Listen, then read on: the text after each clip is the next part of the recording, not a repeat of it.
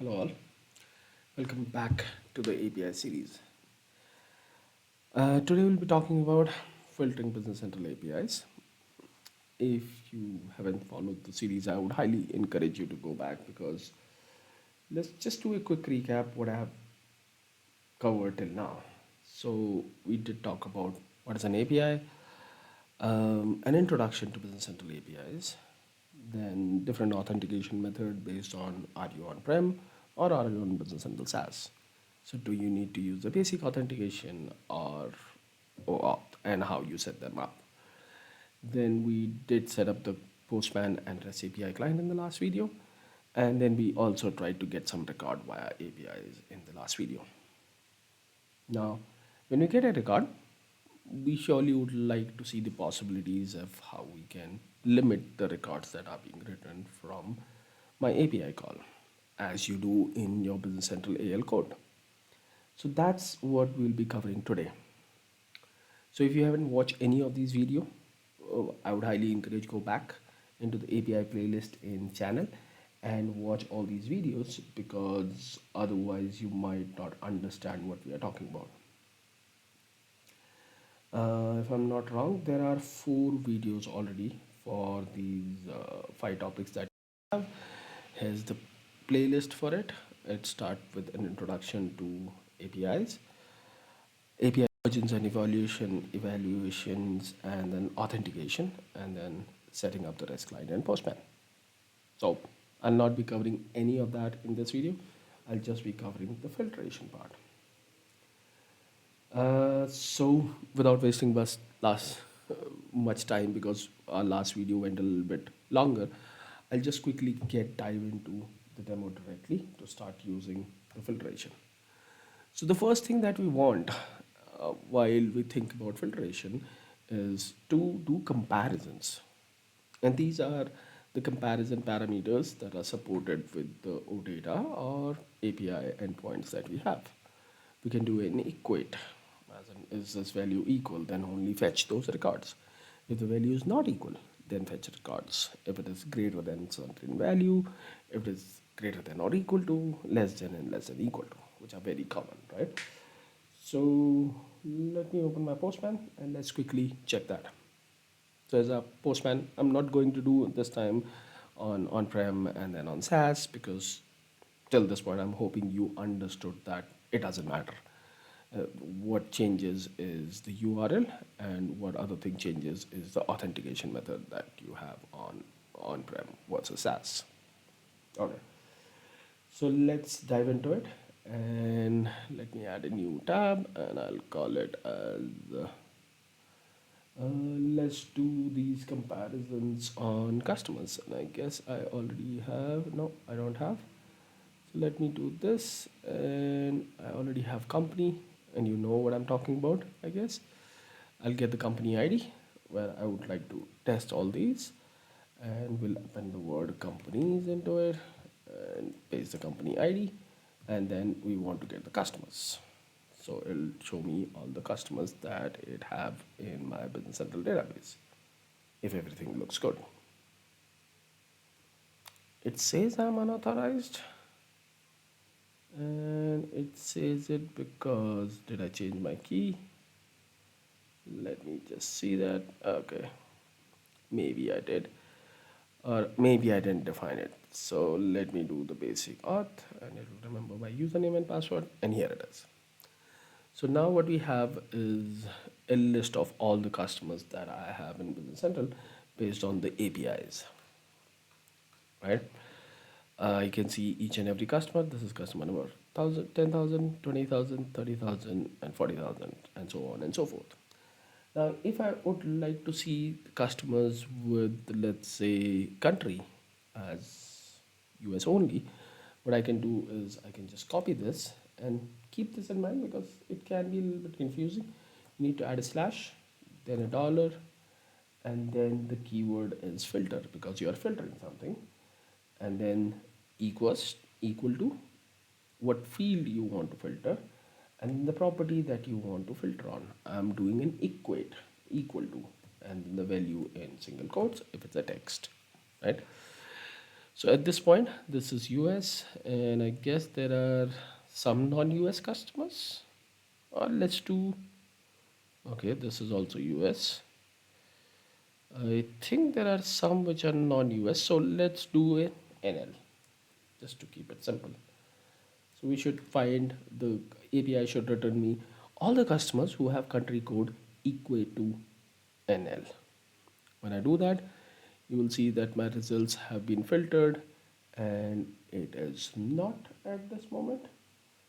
I did the dollar. Oh, I forgot another one, which is the dollar. I didn't apply the filter. So how you do that? Question mark, then the dollar filter, the field name and equals to whatever the value that you are searching for. And it should give you every customer only with the country code as NL. So hope that makes sense. The second one is we want to get anything which is, let's say, not equal to NL. So you can do a NE for not equal to, and this time it will return all the customers whose country code is not NL. So it's that simple. The third one that we talked about is greater than. So this time let's pick a different entity, item ledger entries, and the name of the endpoint is important in the right cases, otherwise it will return you error. So let me verify that I'm doing it correctly or not. I'll just cut this and run this, and yes, I'm doing that correct. This is my item ledger entries. Now in the item ledger entries, if I would like to apply some filters, what I need to do is question mark dollar filter, and then you can start applying the filters that you need, which is, let's say, where my entry number is, I already tried this, I guess, greater than 5. So you see entry number 1, 2, 3, 4, and 5. If I just do greater than 5, I'll start seeing from 6. If I need to do a less than 5, I'll just change it to LT, which is less than 5. So what I'll see is 1, 2, 3, and 4. If I do a greater than equal to, I need to do it with GE, which is greater than equal to. And if I say 5, this time it should return me one more called, sorry, starting from 5 and later on that. Then we saw the LT, which is less than equal to, LT less than, and what will return me 1 to 4. Okay, and that's it, I guess. Let me see if I'm missing anything. Okay, okay, so we have done equal to, which is just simple, and E, you start with dollar filter, question mark dollar filter, and then the field name equal to that value or not equal to that value, greater than or greater than equal to or less than or less than equal to. So that's just a comparison if you have to do. What else we have in the pool? The second thing is logical operator. We would like to apply field with conditions. So the supported ones are and, or, and that's it more or less. If you have to group, then you can use the brackets to kind of precedence what grouping should be used in what order. Not is not supported in the logical operator for filtering results with API. The starting parameter remains same, which is dollar filter. So you just need to remember that dollar filter, and then you can start using and. So just to go back to Postman, and I think I should have an example to save time over there. So let me just copy that here and paste it in here. So what I'm doing here, if you notice, is I'm saying I need to get all the customers with the dollar filter where country is equals to US and the tax liable is equals to true. So I'm doing an and condition. So if both of these statements are true, then and only then it'll give me the results, which is country US and tax liable is true. So for all the customers that are written, those both condition will match because I'm doing an and. What about or? And this is a little bit interesting if you notice in the slide deck. or have a star, and star means it only applies to the same field. And I'll tell you what that means. So while I'm doing or, if I just paste this as it is, and here what I'm saying is give me customers where country is equals to US or country is equal to NL. So I'm saying an or on the same field where the country is either US or NL. This is US, this is also US, this is also US, US, US, and again US. Sorry, it takes a little bit time to reach there, I guess, and country NL. But if I kind of try to do what I was doing earlier, saying where country US and or text label is equals to false or true, right? Text label equal to true, which we have done in the AND condition if you remember. Right now I'm doing an OR. It gives me an error, I guess, at this point. The binary operator with incompatible types are detected. Found Boolean and string for the kind of equal. Oh, so maybe it's looking for both booleans or both string. Let's try that. I have never tried that, but let's give it a try. Maybe that works. And then my statement is partially true. Okay, so if I do a country US and state GA, what happens then? Okay, country equal to US and state equal to GA. Let's or state equals to GA. Will this work? Because this time both are a string. The country is also in a string and the state is also in a string. Nope. The OR operator is not supported on distinct field on an OData filter. You just need to make sure that you're using the same field while utilizing the OR operator. So keep that in mind. If you are struggling with the OR operator, this may be the reason that why you are struggling, because you are not applying it on the same field. The OR will only work if you are trying to filter out multiple values on the same field.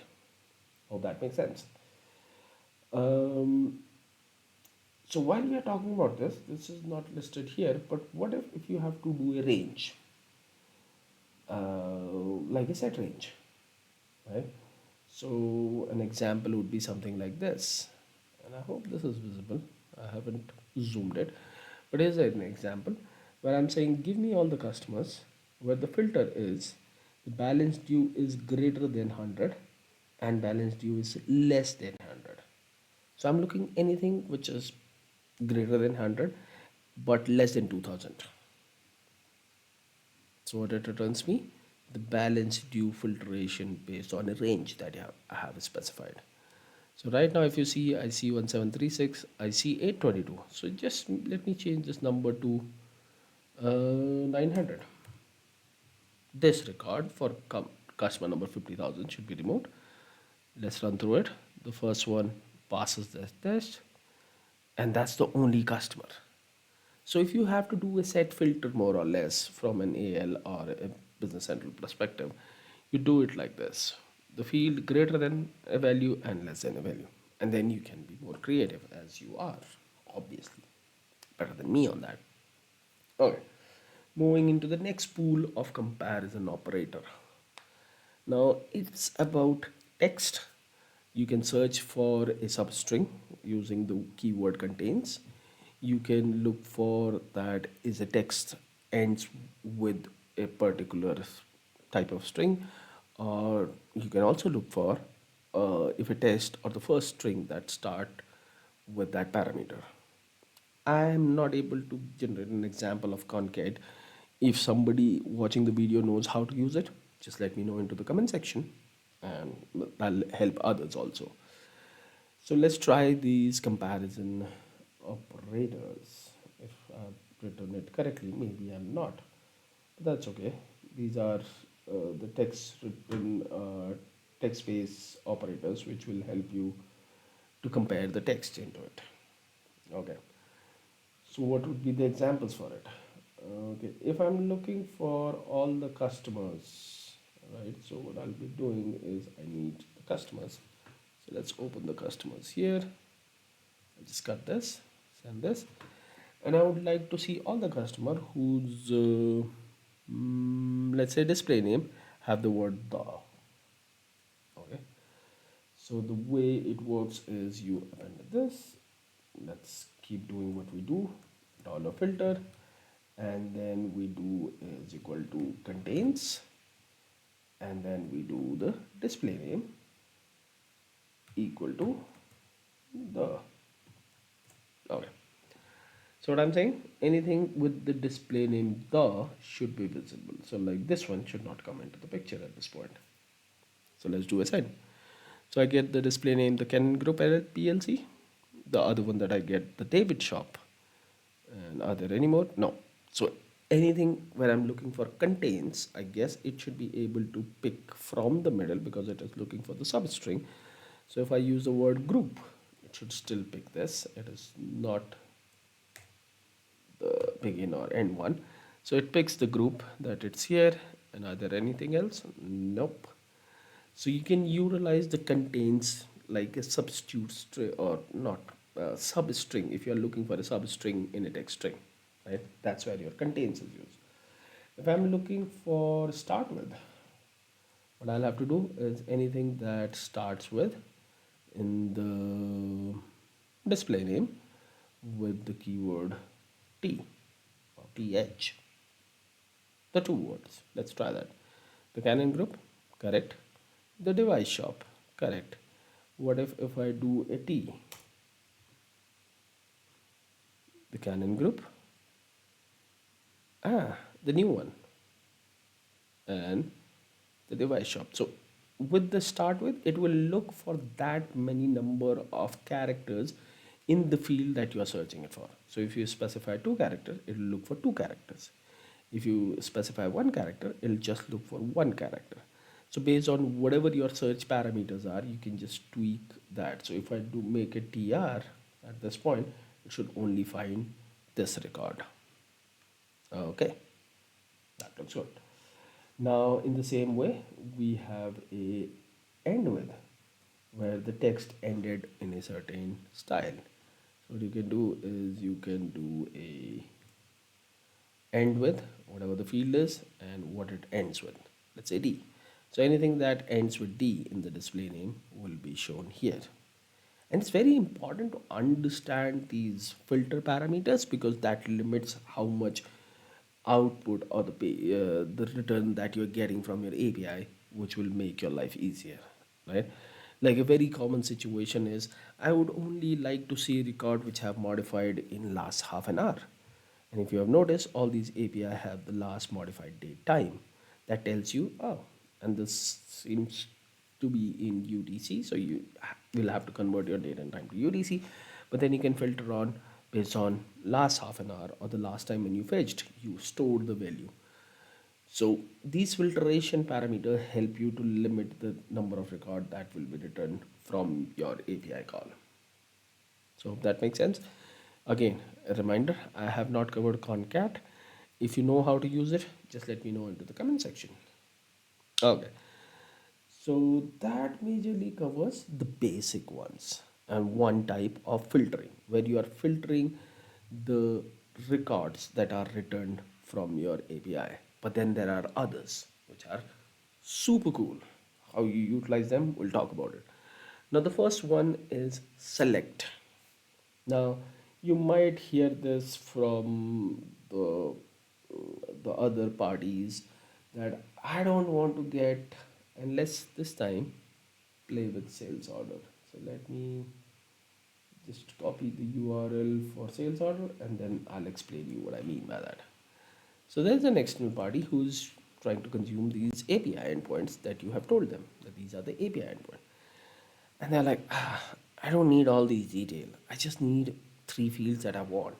And if you can just give me that on payload, on the written value when I call this, that'll be great, right? For some reason, I don't need all these fields that are coming. So when you want to limit what columns will be visible, that's where your select parameter comes into the picture. The style remains same, which is slash question mark, and this time dollar select. Now in the select, what you need to do is identify the columns that you need. So let's say ID is important, and we'll talk about it in a while if needed. ID, and I'll need, let's say, posting date. That's my external party need. And then I'll need, let's say, ship to name, just to pick some fields. And as soon as you do send, your return output will reduce just to these three values. So for each record, it'll only show you the values that you are requesting or your third party is requesting. So rather than getting a huge payload or written value from the API call, and I'm hoping we call that payload. If I'm wrong, sorry for that. You get the content that you want using this keyword or the filter keyword called $select. So that's how select helps you while you're interacting with your APIs. Now, the other one is order by, which is very common from a business central perspective when you think of doing a shorting based on a field, or maybe a combination of field, not one field. You would like to short your data based on, let's say, one of the fields that's available here. So let's see what I have already in the example. So I'll just copy this, paste this. What I'm trying to do is I'm saying order by, order date, and descending. I would like to see all my sales order in the format shorted based on order date descendingly. So what will happen now is you will see that the order date is 2025 10 19, 2025 10 13, 2025 10 9. So it's descending on that. And if you just would like to change it, you can do a posting date, let's say send. So now this time it is not taking order date into consideration, it is taking the posting date. What if I want to do it with the customer name? Let's try that. Okay. Now the customer name is the device shop. Okay. The second one is the device shop. Okay. The third one is the Canon group. So it will automatically short that. And what if I do, can I do two fields? I have never tried that, but let's see that, comma, order date. Now you'll notice that the data is shorted based on first on the customer name, this, and then on the order date. So you can define what order you want, what kind of shorting you want based on the result that you receive using the query parameter of order by. So that makes your life a little bit easier if you have to see that kind of results. The next one is top. Now top is as simple as it's self-explanatory, that if you have to get, let's say, top 5 records or top 10 records or top 3 records, you can just use the dollar top with question mark dollar top and how many records you want. So if I do 2, it'll give me the top 2 records based on whatever the sequence that is defined by default Microsoft. If I change it to top 1, it'll just return me the first record from that API endpoint. So that simple is top. The next one is a skip. There will be situations while you are dealing with it where you know that I have certain documents which I need to skip. Let's say there are first two sales order that I would like to skip. My command becomes like this: $skip equal to how many you would like to skip. I would like to skip 2 records. So I say 2 records and I do a send. So notice now this one starts with 101011, and if I remove this, the 101011 should come as the third record. 1005, 1009, and 10011. So if I do a skip 1, just do that, it should start showing me 1009 at this point. So the first record this now is 1009. So you can skip records using the keyword or the filter parameter of $skip. What about the count? There can be a situation where your endpoint says, I would like to see how many sales order you have. So you just do this and send it. And it should return you, but this is a little bit different because in the count, because you are not assigning a value to it, which we have done till now, you will have to remember that you don't need a question mark. You only append a question mark till now, what we have seen, where you have to assign a value going forward, where there is an equal to sign, like top is equal to 2 or filter is equal to this, and so on and so forth. If you're not going to assign a field and a filter combination, then you just use the dollar count in this case, and that will return you how many orders you have. Now, if you want to get a customer's count that you have in your system, if I have written it correctly, it tells me that I have 68 customers in this company at this API endpoint. So that's how you skip the count. Now, the interesting one, which is expand. And let me explain you what an expand is first. So to get into expand, I'll have to explain you something. So let me go there in my Postman. And here, if I would like to get all my sales order, and this is not just sales order, but most of the endpoints that you have, you can use it. But just to keep it simple, I would like to get the sales orders. Okay,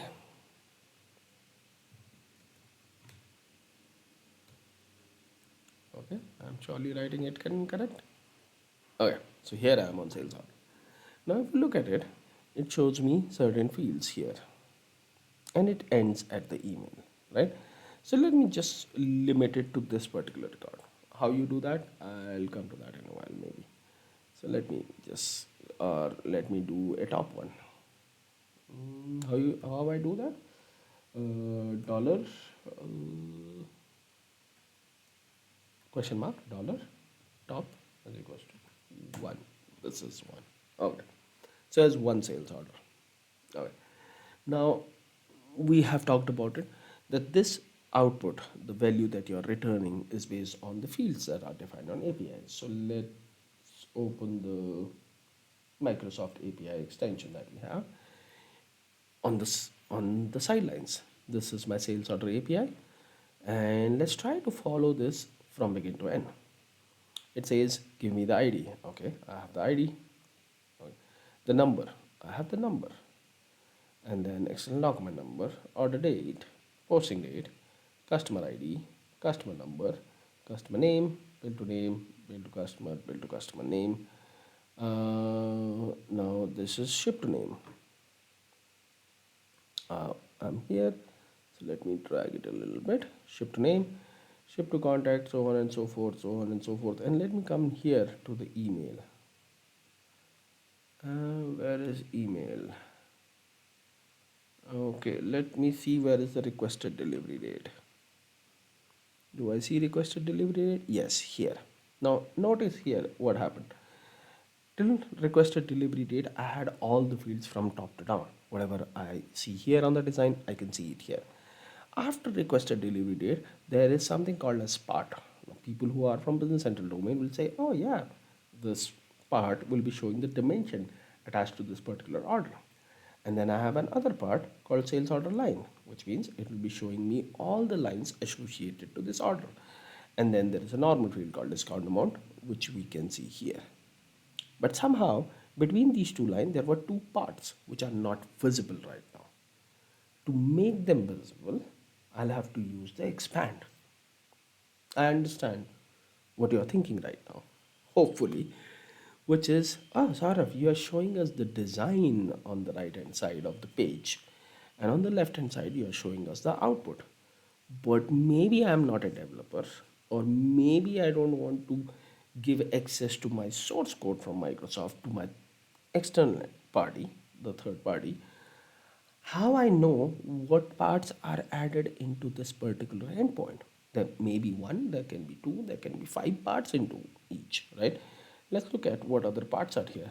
There is an attachment part, there is a document attachment part, and so on and so forth. So there are one, two, three, and four parts into this, but I don't see them here. So what I need to do to see them there is I know that there is a keyword that you're telling us is expand, but I don't want to. go back to Business Central and see this every time with the Microsoft extension open. So how I do that? Should we cover it today? We're already at 30 minutes. Maybe let's spark expand for the next day. So because otherwise the videos kind of get longer. So what we'll do is in the next video we'll give a detailed explanation on expand, and then we'll move forward from there at that point. So if you have any questions, if you have any queries or suggestions about this whole series, do let me know into the comment box. If you're liking this content around APIs or any other content that is available on this YouTube channel, do hit the like button. Do share this video to share your knowledge with others so that others can also learn it. And maybe we'll get some questions that you might not be thinking today, but when you share it, it reaches to more audience and they start asking more questions, which will make this series better and better as we move forward into it. So I'd highly encourage to share these videos on social media. If you can do that, that'll be great help. If you're new to this series, please do press that bell icon and subscribe to the channel. That helps us a lot. I'll be waiting for your questions, and you know what we are going to talk about in the next video, which is about expand property or expand in Business Central APIs. So stay connected. I'll be back sooner than later. Thank you. Have a nice day.